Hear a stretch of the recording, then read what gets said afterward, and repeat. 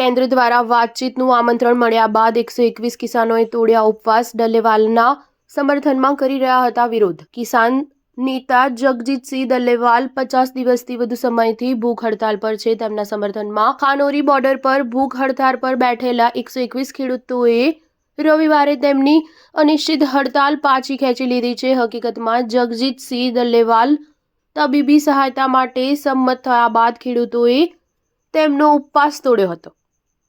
તેમણે 26 નવેમ્બરથી ભૂખ હડતાલ શરૂ કરી હતી અને ત્યારથી તેઓ તબીબી સહાય લેવાનો ઇનકાર કરી રહ્યા હતા. જો કે સૂત્રો દ્વારા મળતી માહિતી પ્રમાણે કેન્દ્ર સરકારે શુક્રવારે ખેડૂતોની માંગણીઓને લઈને 14 ફેબ્રુઆરીના રોજ વાતચીત કરવા માટે આમંત્રણ આપ્યું હતું. એ પછી ડલ્લેવાલ તબીબી સહાય લેવા સંમત થયા હતા. ડલ્લેવાલની બગડતી તબિયત અને સરકાર દ્વારા તેમની માંગણીઓ ન સ્વીકારવાના કારણે 15 જાન્યુઆરીએ 111 ખેડૂતોના ગ્રુપે ભૂખ હડતાલ શરૂ કરી હતી.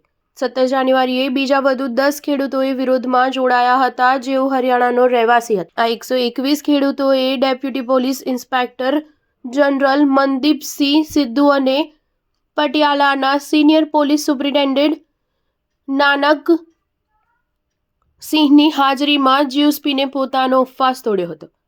કેન્દ્રીય કૃષિ મંત્રાલયના સંયુક્ત સચિવ પ્રિય રંજનાના નેતૃત્વમાં એક ઉચ્ચ સ્તરીય ટીમે શનિવારે ખેડૂત નેતા ડલ્લેવાલ અને સંયુક્ત કિસાન મોરચા તેમજ કિસાન મજૂર મોરચાના પ્રતિનિધિઓને મળ્યા. તેમને ચંદીગઢમાં ફરી વાટાઘાટો શરૂ કરવા આમંત્રણ આપવામાં આવ્યું હતું. પ્રસ્તાવિત બેઠકની જાહેરાત થયા બાદ ડલ્લેવાલ તબીબી મદદ લેવા સંમત થયા હતા. તેમને હાલમાં ઇન્ટ્રાવેનસ ડ્રીપ આપવામાં આવી રહ્યું છે. જોકે તેમણે એમ પણ કહ્યું કે જ્યાં સુધી અમને પાક પર MSPની કાનૂની ગેરંટી ન મળે ત્યાં સુધી અમે અમારા ઉપવાસ સમાપ્ત નહીં કરીએ. સ્ટાર ન્યૂઝ 7 હંમેશા સચ્ચાઈની સાથે.